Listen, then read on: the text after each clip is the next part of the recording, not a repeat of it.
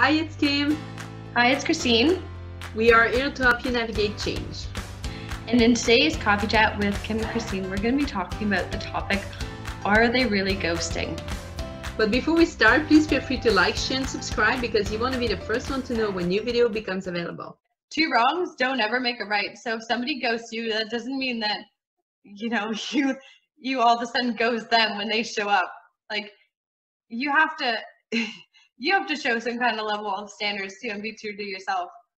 I like that. And be very, very aware of your own pattern, because if you're doing it to people, maybe that's why you're getting it done to you. Maybe sometimes you just feel you go out of conversation, there's just no more texting for no reason, and maybe that person sees it as ghosting. So, apply what you preach.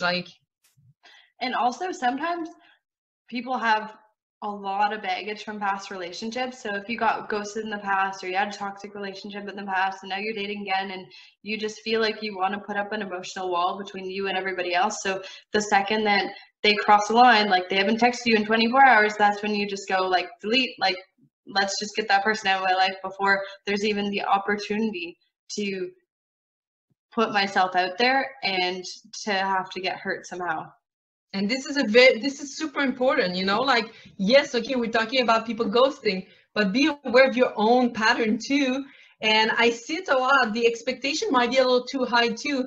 I mean, if the person has kids, if the person has a job, 48 hours for not answering a text, it's not that bad if it happened once in a while, where that person might be very busy. That person might have the kids. When I have the kids, I don't text as much.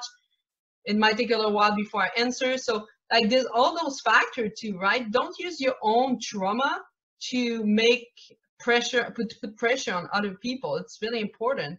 It's a really good fact you just bring up. And so I think it's being aware also of your own pattern and your own situation, and knowing what you can accept, but also act like you want people to act towards you. And this isn't everything in life, not just as in dating. I was at the beginning when I started, I was like, oh my God, dating is so disrespectful. But then I was talking to my friend. She was like, oh, do you still talk to that guy? And I was like, oh no, we just ran out of things to say. And she's like, oh, what was the last message? And I said, good night. And she's like, from you or him? And I said, him. And she's like, and you just never said good morning? And I'm like, well, no, I didn't have anything to say. I figured out if he had something to say, we'll reach out. So basically, I was seeing as ghosting someone when really I wasn't. I just didn't have anything to say to start a conversation. So, we have to be careful, because sometimes we don't think we're doing it. We might also be doing it. So it's a both sides, right? You mentioned a good point.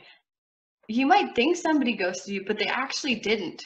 Like, if you were texting back and forth and things were going well, and then there's silence, feel free to jump into that silence. I mean, it's the year 2020, whether you're a man or you're a woman, it really doesn't matter. You have the power to make a decision and to reach out to somebody.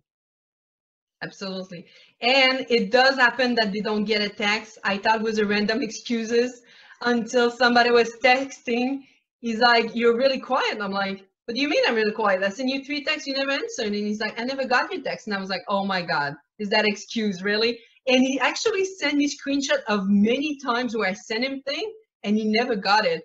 So I was reading an article once and they were saying technology can be a bridge, can be an excuse for one time. It can happen that a text just doesn't get there.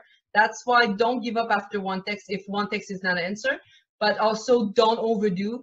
My rule is usually 3. If I send you 3 texts, and not 3 texts without 1 minute, that's not what I'm saying, but if it's been 3 times that I reach out and you're not responding to me, that's why I draw the line for me. I recently connected with somebody and we ended up hitting it off through the phone, and we actually had a laugh because he realized that we're both not very good texters, but funny enough, we're both very good communicators. 90% of communication is made up of body language and tone and facial expressions. So when you have words and you can't just go, oh, that sounds really interesting, tell me more about that. It's very difficult to read a person and to steer conversations. So needless to say, we both don't freak out if it's been a couple days between one text and the next. And usually we use texting as a form of setting up logistics for the next call. And that's working really well for us so far. You see, that's the thing that a lot of people, I hear from a lot of people, so it's good you bring that forward, because texting should be for two things only. Logistic, so arranging where we'll meet, where we'll see each other, what's the next step, when are we going to call each other, and for small information that you need. It's important to understand the preferred method of communication with the person that you have. If somebody's texting you and it's not working out right, like, feel free to ask to schedule calls instead of doing the whole texting thing back and forth. And maybe that'll help you avoid the ghosting situation. So we hope you enjoyed today's video on Are They Really Ghosting? If there are any other topics that you want us to cover, please place them in the comment section below. And before you leave, please feel free to like, share, and subscribe. And we'll see you again soon. Bye. Bye.